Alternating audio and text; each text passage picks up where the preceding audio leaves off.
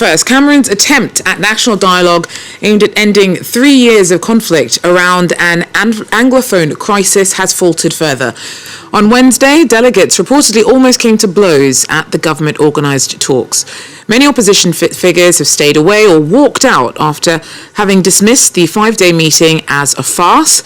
Thousands of people have been killed and 500,000 forced from their homes since unrest first erupted in 2016 over calls for more English to be used in schools. That later escalated into a brutal armed secessionist conflict between soldiers and separatist militia. Max Bone joins us now with more. Max, thanks very much for taking the time to speak to us. Now, you've also spoken to several participants at that national dialogue in Yaoundé. What are they telling you about why things descended as far as they did on Wednesday? Well, prior to the dialogue commencing, right after it was announced, many were under the impression that this was not a genuine attempt to actually resolve the Anglophone crisis, and that in fact it would be a monologue within the ruling elite, and in particular President Paul Biya'S CPDM party. And what happened today demonstrates that, unfortunately, that fear appears to be coming true. Many walked out because they claimed that only CPDM members were being given the opportunity to speak, and also the commission that is focusing on decentralization has claimed that the form of state is not up for discussion, which in effect means that the government is keeping their ground on claiming that under no circumstances will there be a return to federation. So unfortunately, many feel that the fears that have led to some not participating in the dialogue are coming true, and that it's not a genuine attempt to resolve the crisis. So the talks never started off on a particularly good foot, but despite that, despite those who turned their backs on the dialogue, do you think that there is still much of a chance of it achieving anything much at all?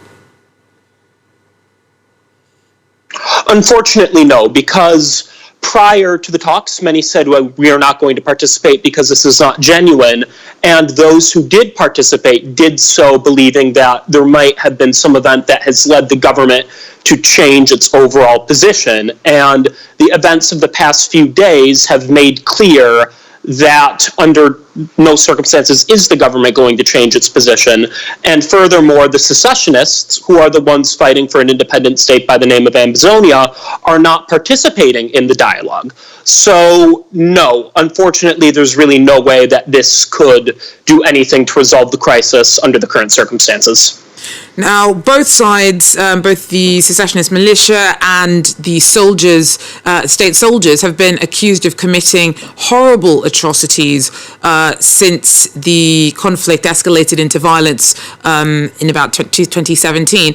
But do you think that the onus to resolve this lies any more with one side than the other? Well, it's imperative to go back to 2017 when this crisis started.